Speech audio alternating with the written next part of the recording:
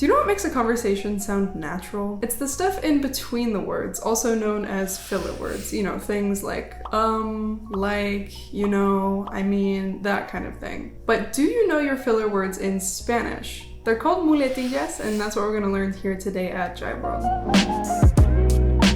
Hey there guys, my name's Elysse if you're new here, and today I'm gonna walk you through 7 filler words in Spanish, or filler phrases, for the next time that you need to buy time in a conversation. There's no shame in it. But if you're still not sure how to use filler words properly in Spanish, here are some pointers to keep in mind. Filler words make your speech sound unprompted, informal, spontaneous, and they're very natural to use, and you use them in Spanish basically the same way that you use them in English. Like, for example, you wouldn't say 1,000 times in a formal presentation, so basically anytime you want to impress or you find yourself in a formal situation in Spanish, it's best to just leave them out. But if you're just looking for a way to sound more natural and native in the language, then, you know, go crazy, use them at your discretion, because native speakers certainly do. But without further ado, let's get into what they actually are. Okay, so first up is este. Este literally means this, but in this sense it kind of just loses all meaning and it just becomes a filler word. Este is a good word to use when you're trying to remember the name of something, if you've lost your train of thought, if you're just trying to remember what to say next, that kind of thing. Sí, acabo de hablar con Ariana.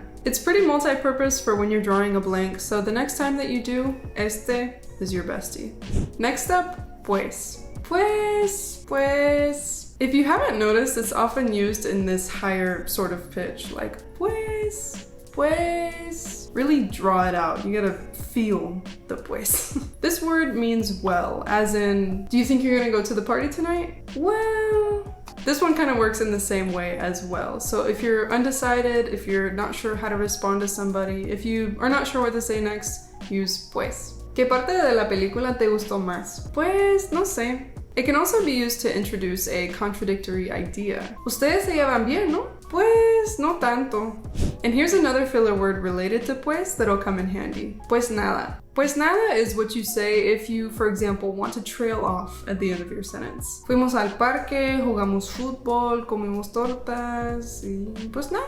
Like in this example, you'll notice that you can often use it when you're listing things off in a sequence. And pues nada can also be used at the beginning of a sentence to kind of downplay something or make it seem like it's not a big deal. Entonces, ¿qué van a hacer mañana?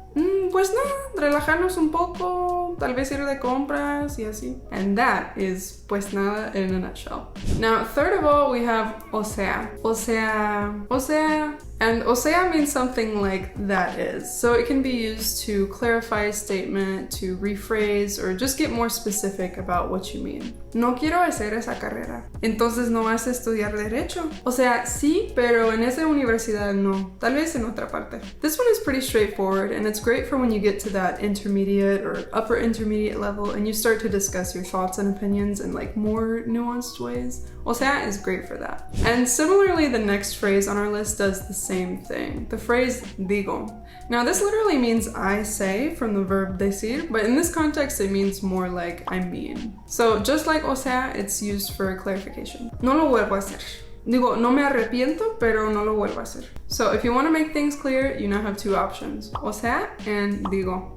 Now, next up, if you're the type of person that needs validation when you rant, this one goes out to you. Our next filler word is sabes, and I say it like a question because it is one. Sabes means you know, and it's used the same way that we say you know in English, you know, just to check in with the person that you're talking to and make sure that they're still following you. Esto no me parece justo, ¿sabes? Yo quería ir a la playa con ellos y se fueron sin mí. Oklahoma, el estado donde vivo, es más o menos, ¿sabes? No hay mucho que hacer.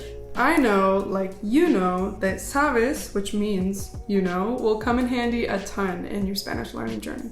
Now let's move on to our final filler word, or I guess I should say filler phrase since it's multiple words, es que. Es que means literally it's that, and it's used the same way that we use it's just that in English. It's just that it's a really good filler word. At the beginning of a sentence, if you want to put emphasis on something, if you want to highlight a point in a conversation, this is a great time to use es que. Es que ya me cansé de viajar.